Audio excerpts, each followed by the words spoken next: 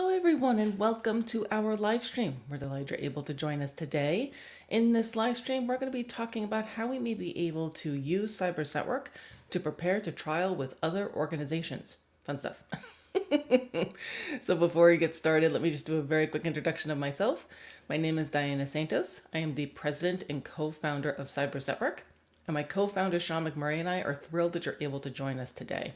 If you haven't already, I definitely encourage you all to make certain that you check out the two programs that we offer through Cyber Network. We have our Cyber Sniffing Games Program, which is focused on building skills for the dog, or testing skills for the dog rather, and our traditional Cyber Network program, which tests the dog skills, the handler skills, and the whole team as a unit. So I'm going to place some links inside of the comments so that you guys be able to check those out. Definitely encourage you to do so. We also want to make certain that these live streams are indeed participatory. So we are streaming this on the Cyber Network Facebook page, our Instagram page, as well as our YouTube channel. So we definitely encourage you all to take a look. And if you have any questions, any comments, please feel free to write those inside the comments in any of those platforms. I can see those on my end. We definitely want to make certain we're answering any questions that you have. We have picked a topic for today, but if you have another question about Cyber Network, please ask. We don't bite. I want to make certain that we're answering any questions that you guys may have. Additionally, when you're checking out those two programs, definitely make certain that you give a look over for the rules. And if there's something that's unclear, if you're like, I'm not really sure what this means, or I'm not sure what I'm supposed to do, please contact me. You can email me at diana@cybersnetwork.com. We want to make certain this all makes sense. We developed the program so it makes sense to us, but if you're confused, we want to unconfuse you. So please make certain that you do those things. But to dive in for today's topic, we're talking about this whole idea of potentially leveraging Cyber Network to potentially trial or prepare to trial with other trial organizations, which is like, how could you do that? I'm not sure if that makes sense. Well, in reality, we're talking about trialing. All we're talking about is that we are testing skills. And we're testing skills for both the dog and the handler. So regardless of where it is that you're going to be trialing, that's really what's going on trial day. So what we should do as handlers is that we should be able to look over the rules for the organization that we're interested in competing with. We should ask ourselves some questions. What are the actual skills that this organization is trying to test for the dog and for the handler? It's important to break those down to make certain that we are covering all of our bases. A lot of us fall into the pitfall where we put all the focus on the dog and we don't focus on our skills as a handler enough. Or we try to do it like as a package, but we haven't focused enough individually. So it really is a helpful exercise to just look over those rules and just make a list for yourself for this level, for this class, whatever it is I'm going to be entering in. What is the dog expected to do? What skills do they need to do those things? And then what am I expected to do as a handler? And what skills do I need in order to do those things? So we have a little bit of an exercise for you. You're like, ugh, I don't want to participate. I want to lurk.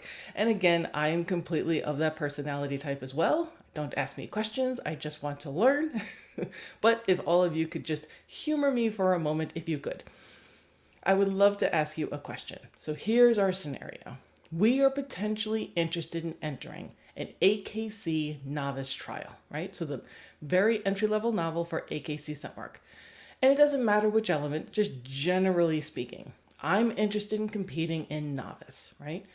What are some of the skills that you think the dog would need and some of the skills the handler would need? I'm going to give you guys some time to write that in the chat, to write that in the comments. Again, there aren't any wrong answers here. We're just trying to brainstorm. And this can be a really challenging thing, right? Because a lot of the time when we are doing our training or our trial prep, it's just go, go, go. But I think it is helpful for us to just take a step back and be like, what is it actually that I'm being tested? What is it that myself and my dog are expected to do? What skills do we actually need? And has my training helped ensure that we have those skills? So if you guys can just write anything inside of those comments, that would be really helpful. That way we can make certain we're all on the same page. And don't you worry, I'm going to actually give you some ideas that I have about this. And there aren't any right or wrong answers per se.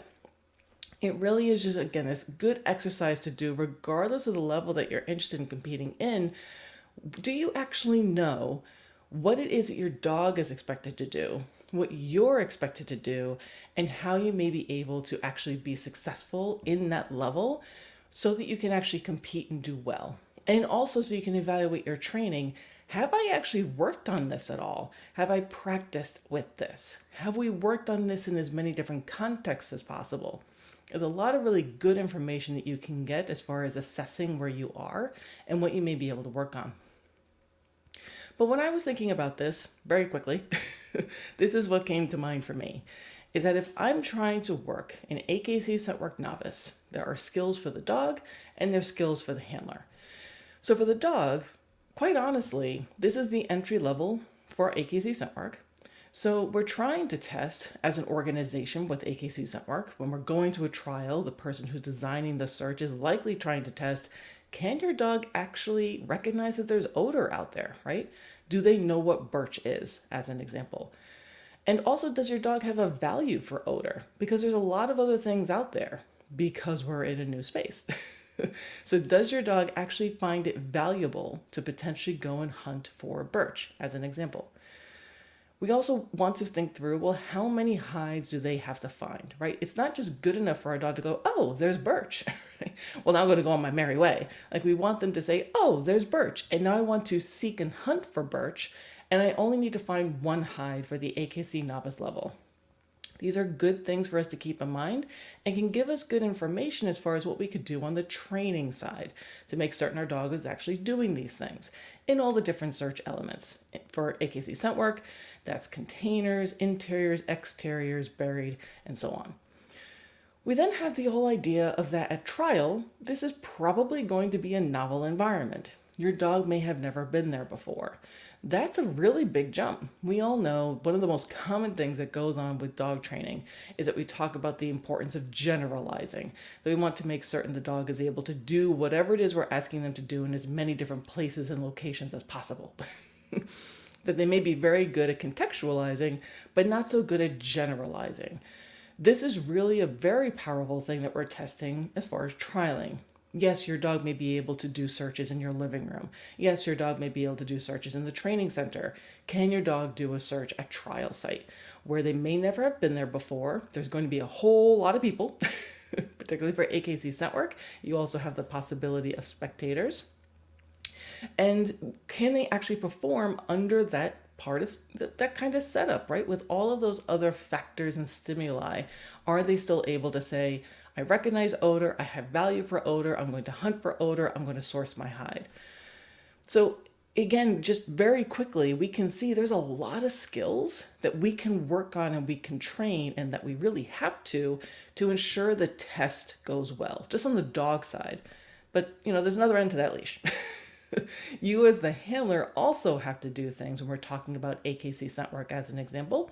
And honestly, this is going to apply for most organizations, their entry level of competition. First of all, we have to be able to cope with being tested. You may be working with an instructor. Maybe you're practicing with friends. Maybe you're training on your own, doing things virtually or otherwise. There's an entirely different type of emotional response that we have when someone is holding that clipboard, when someone is testing us. Your blood pressure goes up, you get the butterflies inside your stomach, and your brain turns off. Right? Those things can happen. So we would want to, in our training, have had ways to practice that. Because if the very first time you ever encounter that on trial day, you got a 50-50 shot about whether or not you're going to be able to do well. Because if you just have, your brain just kind of blue screens, and you just kind of panic, your dog may successfully do everything on their part, but then we're not able to do our part of the equation because we've just been overwhelmed with all of this stress. And the biggest thing that we have at this level is our ability to read our dog. We have to be able to tell, can our dog recognize the odor, right? Did they actually detect it? So a lot of times, particularly for AKC as an example, the search areas are fairly small at the novice level. So our dog may be like, oh, there's odor. It kind of smashes them in the face, right? And then work their way to it. We have to know what that looks like.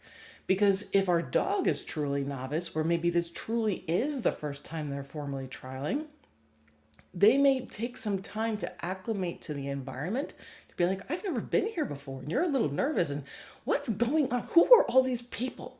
Right? There could be a lot of things going on. We have to differentiate what that looks like, as opposed to the dog saying, oh, there's Birch. I want to now follow that odor plume of Birch to the actual hide and then source the hide. We have to know what that looks like. So we should have been building those skills on our end in training, so that we're not just relying on a final trained response. It's not that final trained responses are bad, they're not, but it's only a small, tiny piece of the puzzle. We have to recognize all this other stuff. It's also important to recognize, is your dog just acclimating? And if they're having a hard time acclimating, what could you potentially do to help them? This is not exhaustive at all, but this is just to give you an idea that yes, even with the entry level of AKC scent work, as an example, we can really figure out a lot of these different skills that are needed on both sides of the leash. Like, well, that's all fine and dandy. I'm not here for AKC scent work. You told me that Cyber Scent Work was going to be able to prepare me to potentially trial with other organizations with AKC scent work, as an example. And the answer is yes, you can.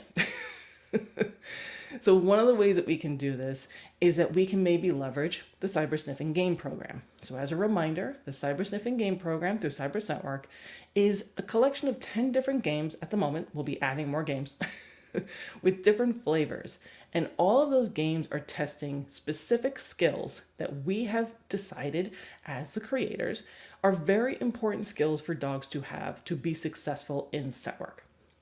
So why would this be a good thing to do or to use or to leverage if I want to trial with other organizations? Well, we can take a look at those games and see what skills are they actually testing. What are those games trying to assess? Does your dog have this skill? Because then if you're training to potentially practice to tackle the game, your dog then gets that skill, and maybe that skill could then be a very important skill for them to have to be successful with that other trialing organization. I hope this is starting to make sense. So as an example, again, if we're just using our AKC scent work novice level trial, that's our ultimate goal, right? We would like to go enter into that trial. We heard through the grapevine that there's a cyber scent work thing, and maybe I'd be able to use that as part of my training and trialing to prepare to do the AKC scent work trial. One of the ways that you can do this, and again, this is just a suggestion, this is not the only way that you can do it, is you can say, all right, I've determined that there are some of these skills that my dog needs, such as being able to recognize odor and being able to drive into source. So what are some of the games that the Cyber Sniffing Game Program offers that potentially would promote that? One of them would be the go away game. Like, what is that? That is where, quite literally, there is a singular hide set out in the search area, a certain distance away from the start line. You as a handler have to stay behind the start line, and the dog has to successfully cross that start line, work into the search area to successfully find their hide. Why is this so important? Why is it that we can leverage this to help us, again, for our AKC scent work novice example? What we're doing is we are building up, because ideally you're training and practicing to do this, is you're building up more value for the dog to have value in odor, the thing that they're hunting for, whatever that's going to be.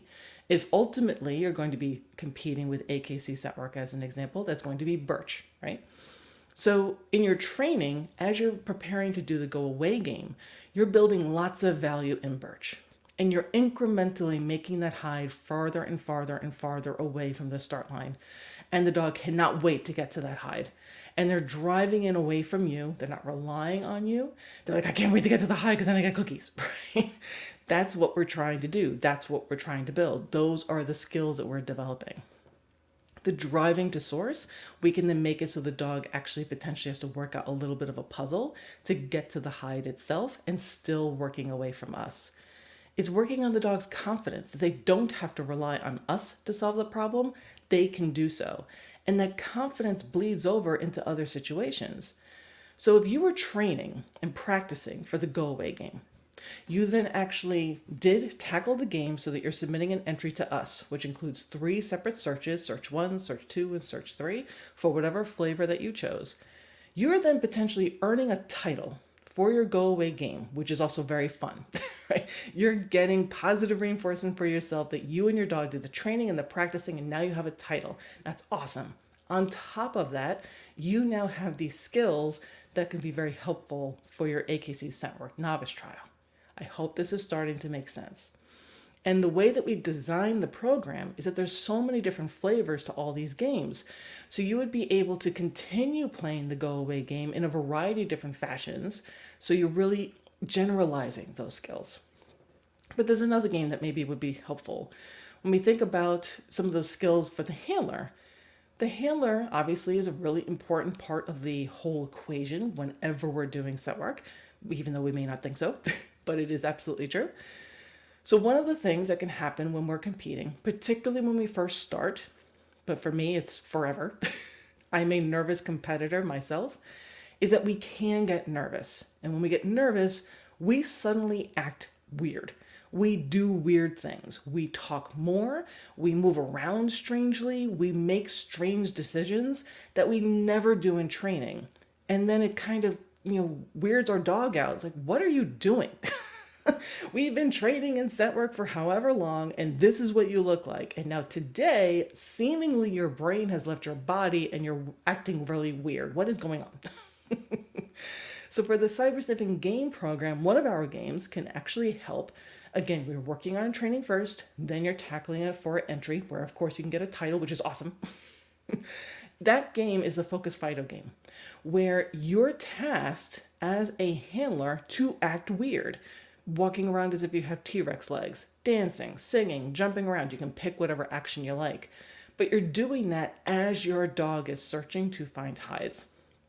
And all that's doing, again, is really emphasizing the value of odor, the value of source, drive into source, be independent and confident. I don't need to rely on you to find my hide, says the dog. I can actually go and do this even though you're acting a little bit strange.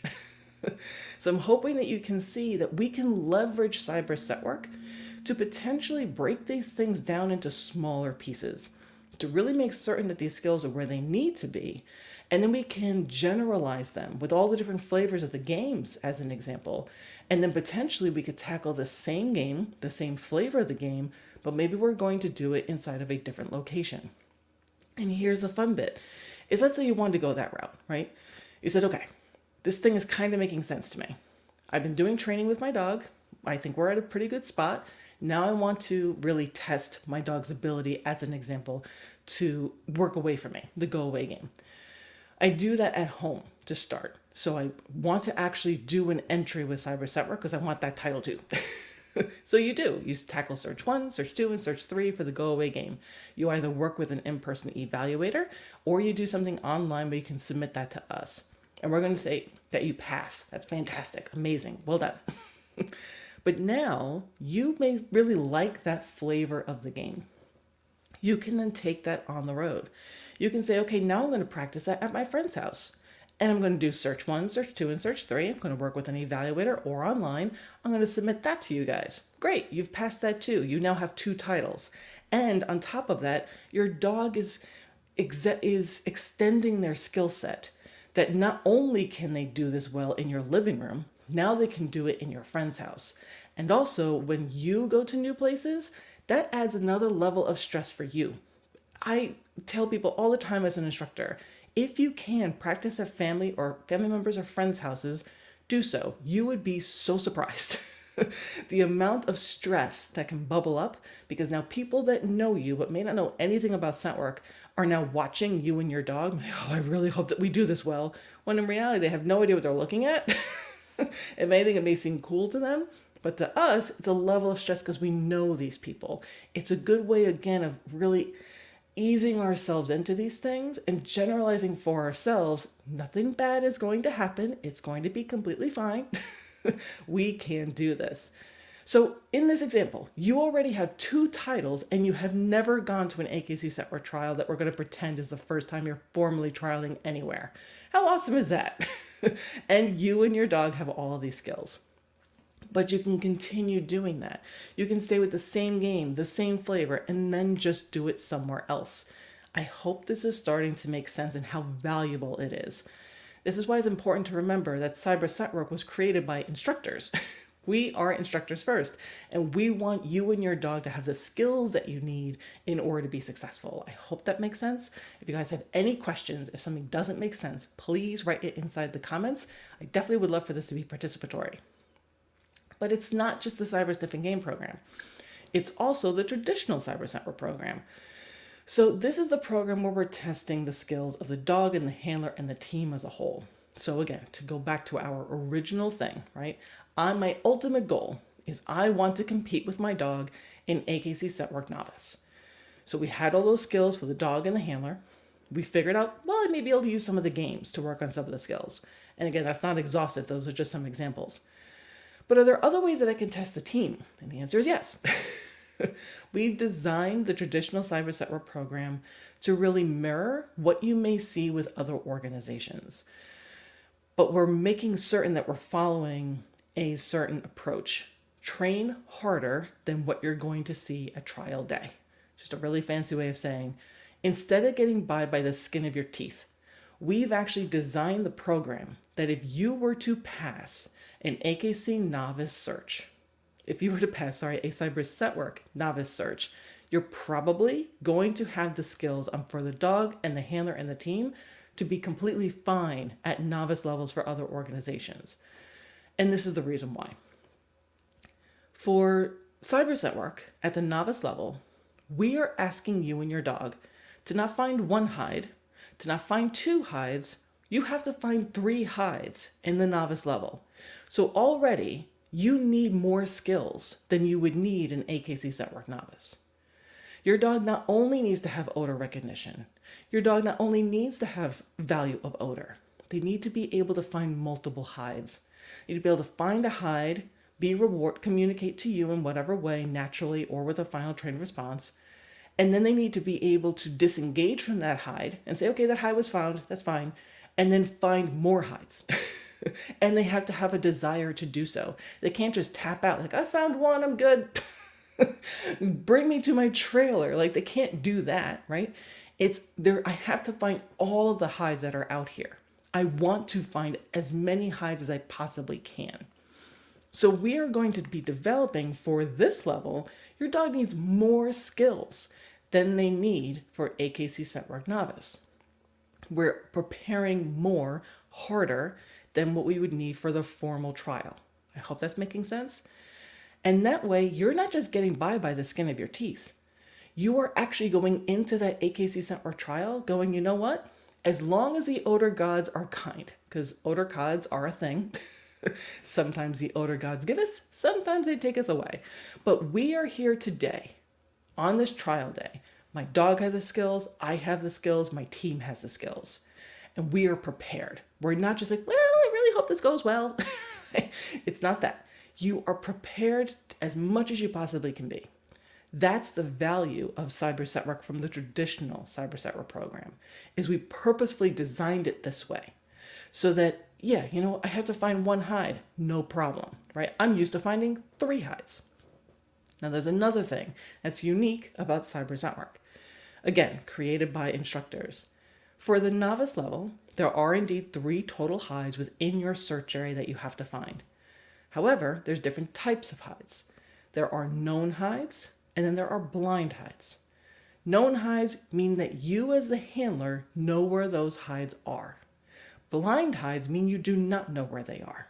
Why are we doing that? What is the point? Remember when I was saying how nervous you can be as a handler and how challenging it can be to try to get all those skills together?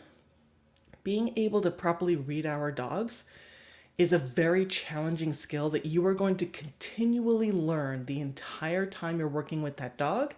Then when you get another dog, you start all over again. You're never done. You're always finessing and fine-tuning those skills.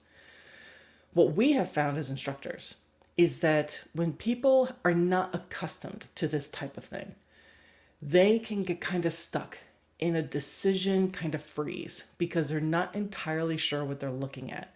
And they're so worried about being wrong.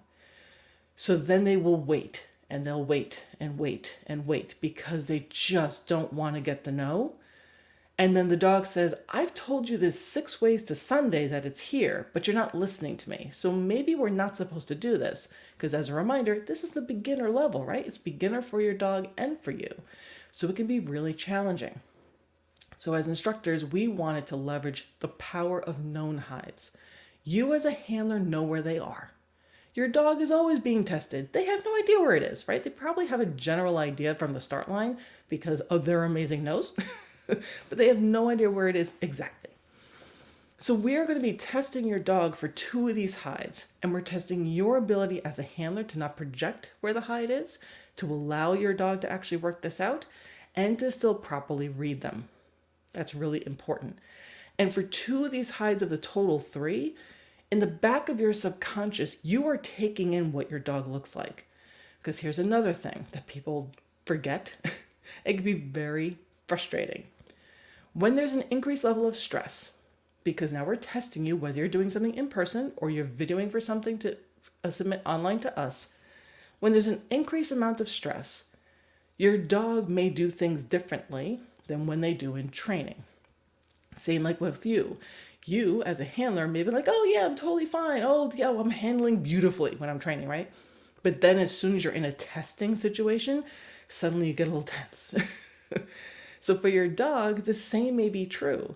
The types of behaviors, the things that they would do when they were actually sourcing a hide may be slightly different. And that includes final trained responses. That includes alert behaviors. So you know where 2 of these hides are. There's still probably going to be an increased amount of stress than what you normally have for training. You can then hone your eye to be like, okay, that's what my dog is looking like today in this situation. And then you can apply that when they're working the blind hide. It's a way of protecting yourself as a handler to maintain your confidence. Your confidence is everything when we're talking about scent work. The confidence you have in your dog, the confidence you have in your training, the confidence you have in yourself. So again, this is the power of the Cyber Sniffing program, is that we recognize this. So in the novice level, we have 2 of these hides, the total 3 are known, and 1 is blind. The other thing that we have in here, though, is a distractor. There could be either a toy distractor or a food distractor in the search area. You don't have distractors in the AKC novice level. So again, we're over-preparing, and we are trying to convince you and your dog that you can do this and you could be successful. So I'm hoping this is starting to make sense, that you can really leverage cyber scent work in training to prepare first. Please train first. But then when you're ready, you can use the entries to submit to us, again, either working with an evaluator in person or working online, where you are rewarded with cues and titles, which is also lovely. Who doesn't like positive reinforcement? But at the very same time, you're proving to yourself, your dog can do this, you can do this, and your team can do this because you actually have the skills that you need to work with other organizations. So really quickly, just wanted to talk a little bit more about the whole concept of known hides, because I know this can kind of really confuse people. So the key is that when we are doing any kind of search, it doesn't matter if you're doing it in training or trialing, you're always testing the dog for all intents and purposes. In training, we don't want to be testing to the point where they're going to be failing. We want them to be learning, right? The whole point is to develop skills, but the dog doesn't know where the hide is. Right? We always know where the hide is if the hides are known. Known hides allows us to protect our own confidence when we're talking about trialing. And this is something that is overlooked, but is very, very, very important. The second that you start second guessing your dog, or you start second guessing your training, or you start second guessing yourself, or all the above, you're in a lot of trouble. That's when you get those people who look as though they've blue screened, right? They're in the middle of a search. Everyone who's watching, whether it's in class, whether it's at a trial, a mock trial, doesn't matter. Everyone who's watching, even if they don't know where the hide is, seems clear to them the dog has found the hide. And yet the handler just stands there in a panic because they are no longer confident. They got a no at one point. They were wrong at one point. And it has completely shattered their confidence in their ability to interpret this furry little alien that can't verbally tell them, I found it, right? And also, to just make things even more complicated, Their dog may have actually been right in that prior situation, but the yes zone that was set by the trial official, it just didn't meet within those parameters. Because there are humans setting these hides, not dogs. So it gets all kinds of complicated. But when you lose your confidence, that's when we start getting to those long strings of false alerts. Suddenly, you're calling false alert after false alert after false. You're timing out, and then it's miserable. And then people start doing all kinds of stuff in their training to quote unquote try to fix it. They drill.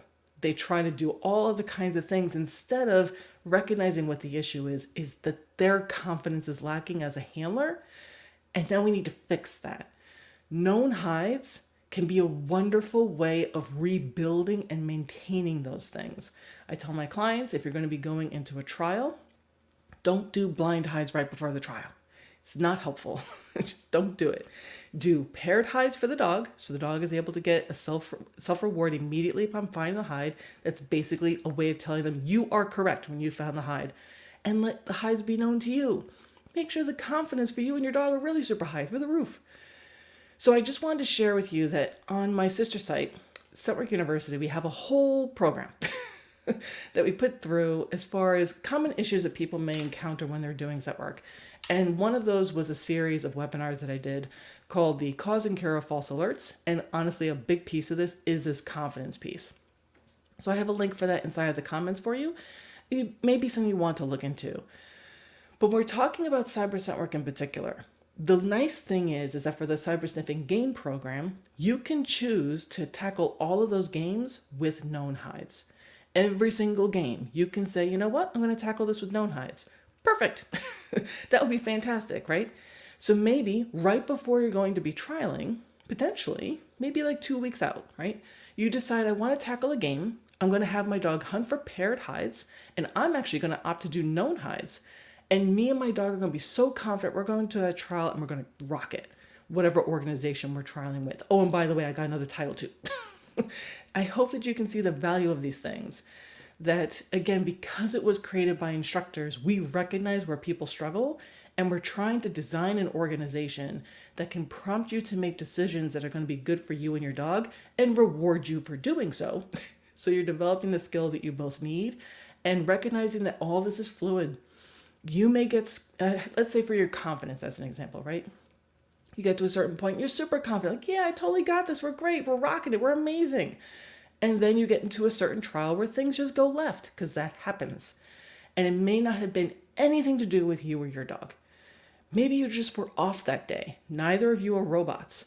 But in the back of your subconscious, your brain is going, that was an icky situation.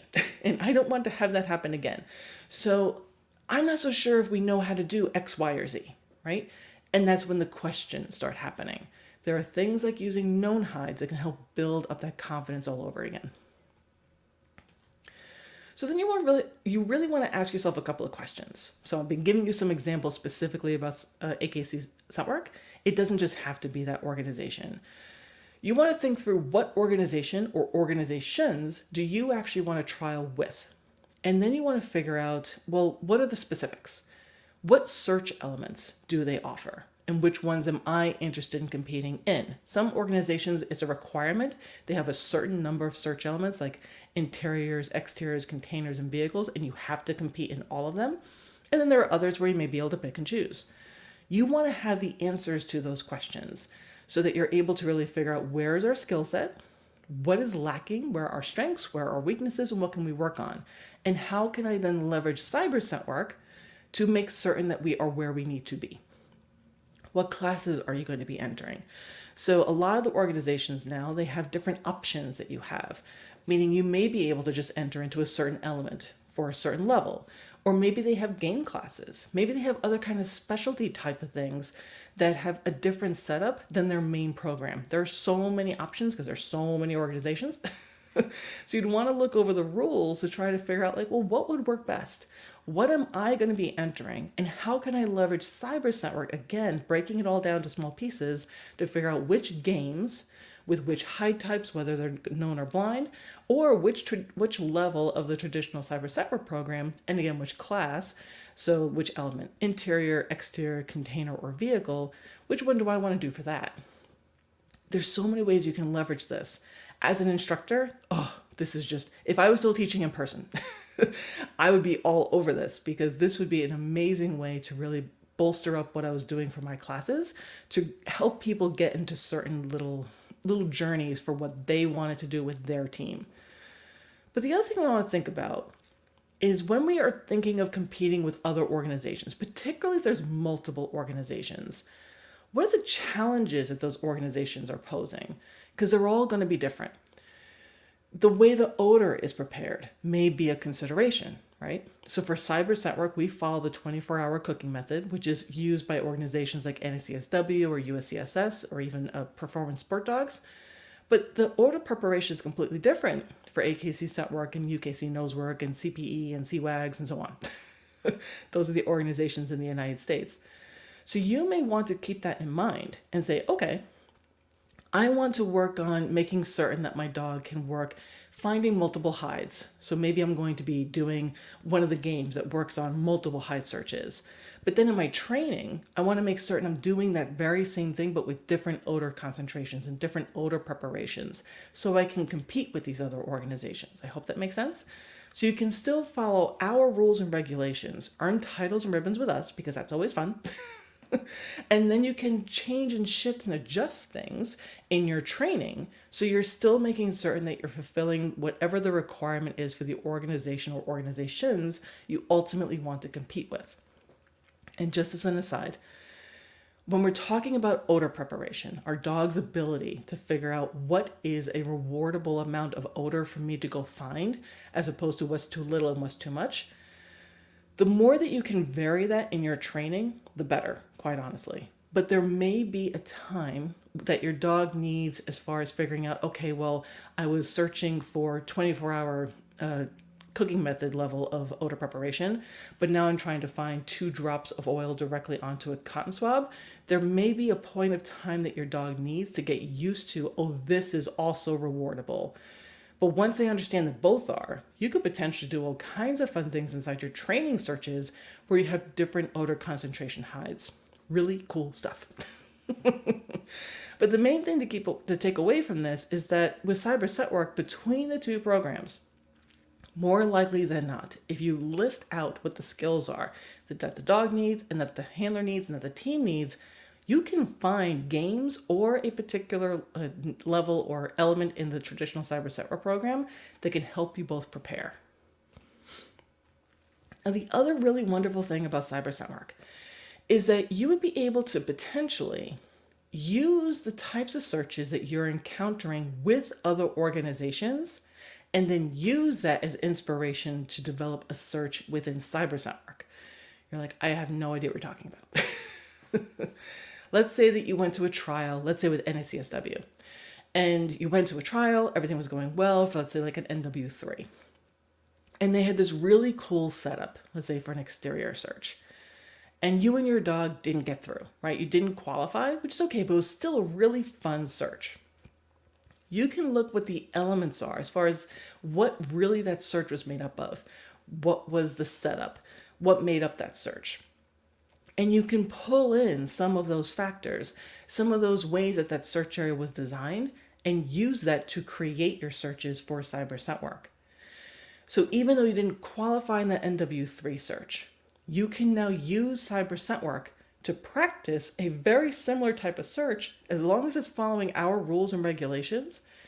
And you and your dog can then get confidence by qualifying in that very search that may then help you the next time you want to tackle your NW3. I hope that's making sense. And by, again, having a more open-minded view about how we can look at all the different organizations, we can get inspiration from what is being done with different organizations for even just our training. So NACSW is amazing that they actually have a site where they actually talk about for walkthroughs of their actual searches that are coming up for trials. And they also include debrief videos. This is gold, people. And anyone can look at it. So I'm going to have this link inside the chat for you because it is very, very, very valuable. So you can use this for inspiration for your training, but also when you're trying to design searches for your Cyber Scentwork entries, which again can help us again from that confidence standpoint, right? that even if it's not NACSW, maybe you had a setup with a USCSS trial or a CPE trial or a CVAX trial. It doesn't matter the organization. But there may have been a certain setup, a certain way the search area was designed, how it was laid out, whatever. And you can use that as long as following our rules and regulations for either the Cyber Sniffing Game Program or the traditional Cyber Set Work Program, and then you can make that work. You can train and practice first, but then when you're submitting your entries, you then get that confirmation that you and your dog can do it, because then you qualify. I hope that's making sense, that we can, instead of allowing that weight of quote unquote failure just kind of crush us, like, oh, I didn't qualify in that search. We can instead look for every situation, whether we're training or trialing, that was really cool, right? That was a cool thing that person did when they designed that search. What elements did I find really cool? And how can I use it in my training? And then how can I use it in a Cyber Set Work entry so that I can confirm that my dog and myself can do this, so I'm better prepared the next time I enter a trial with that organization. Paired hides is huge. I love using paired hides. I'm a huge proponent of paired hides. Why? Why bother, right? What is this paired hide nonsense? And why do you have it for a competition organization? Again, this is created by instructors first and foremost. The whole purpose behind paired hides is that it's providing an immediate reward to the dog once they have found the hide. They do not need to wait for you one iota. There's no confusion. It provides clarity. It's very clear to the dog. I find hide, I eat cookie, I play with toy, whatever the case may be. This is amazing. And it also clarifies to the dog that I care about source. I care about the actual hide itself. I don't care about where odor is going, because odor is very dynamic. It's traveling all over the place. It's interacting with the space. It potentially is pooling or trapping somewhere where there may be a lot of odor somewhere. I don't care about that. I care about the hide itself. Pairing makes this really clear. So if we can, as we are training, but also leveraging Cyber Set Work to get ready to trial with other organizations, we can clarify this for the dog. Because here's another thing that people just don't think about. When we are competing in formal competition organizations, by design, we are going to be injecting some confusion on behalf of the dog. There's a reason for that. Let's say that you're at a trial, it doesn't matter the organization you're competing with, and there's a hide underneath a chair. Your dog comes up, clearly they're saying it's underneath the chair, and you reward them. You get a yes. You've qualified. This is all good, Santos. Well, it depends on where exactly that hide is. Was the hide underneath the very front lip of that chair? Was it behind maybe one of the legs? Was it square in the middle of that chair? 99.9% of the time, when we're rewarding at a trial for that kind of situation, almost all of us are just going to reward right to the side of the chair, somewhere in that area, which can be light years away from where the actual hide is. Our dog does not understand that we are not redefining the game in that moment. To the dog, it's always in flux. So at trial, we can make this pretty darn complicated and confusing for the dog, where maybe in training we said, I only care about source. I only care about source. I only care about source. But then when we trial, all of a sudden, I'm saying, well, you actually can be a little bit farther away from source. Or I'm going to reward you away from source. I'm actually going to tell you that, hey, no, this odor over here, this is actually rewarding. That's how the dog is interpreting it, potentially. And it gets even worse the higher up in the levels you go. So let's say inaccessible hides. When training, ideally, when we're working with inaccessible hides, we are then granting the dog access to the actual hide once they have, quote unquote, found it when it was still inaccessible. So let's say there was a hide inside of a closet. My dog works and brackets that closed closet door. Oh, brilliant. They know, they're showing me, they're telling me it's inside the closet. Ideally, in training, we're then opening the closet and the dog can drive into source. We care about source. I don't care about the closet. I care about where the hide is. Obviously, we can't do that at trial. That closet stays closed. So all of a sudden, we're telling our dogs, yeah, fringing, totally fine. Source, who cares, right? It gets really complicated. It gets really confusing. So we can leverage things like parrot hides in our training before and after trial to really make sure this is crystal clear.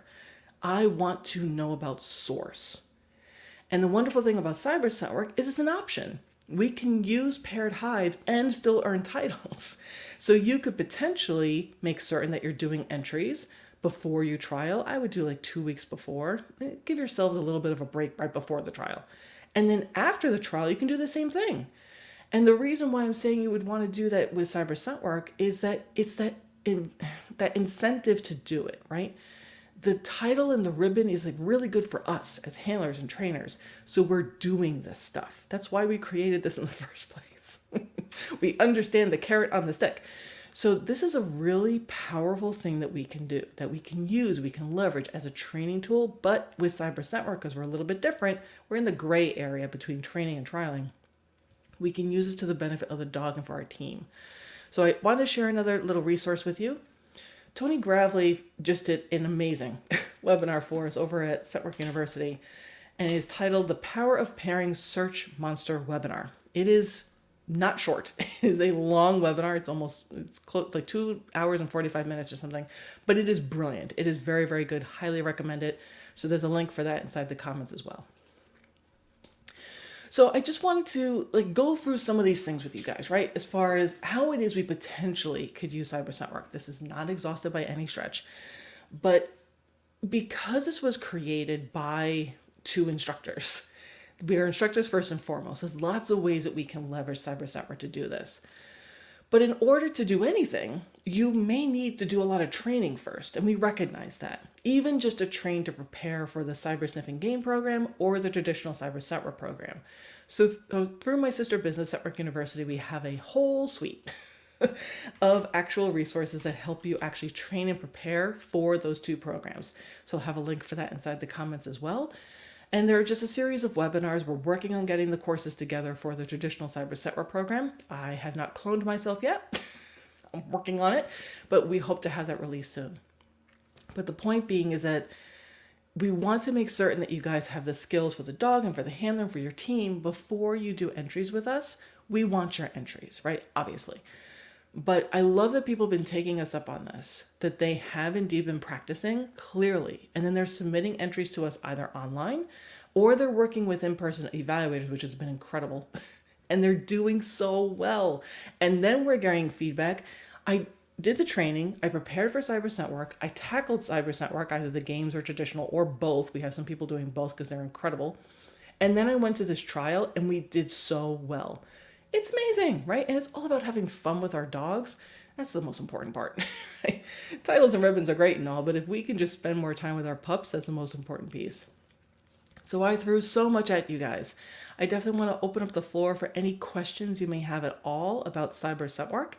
That's what these live streams are really for. So if you guys have any questions at all about the Cyber Sniffing Game Program, about the traditional Cyber Network program, about potentially how you may be able to work with us, please feel free to write those inside of those comments. I can see them on my end. Be happy to answer any questions that you have. I'll be here for another 10 minutes or so.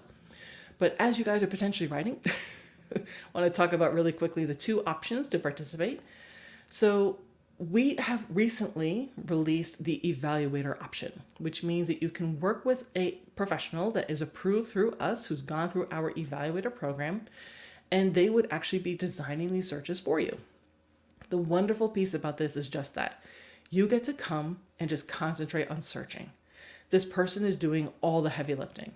They are designing the search for you, means they're placing the hides, they're designing the whole search area. They're also officiating for you. They are actually the officiator as you are doing your search. They are providing you with then a paper score sheet that's going to tell you how you did either in the game or the traditional Cyber Network program search, whatever it may be. So let's say a beginner interior search as an example.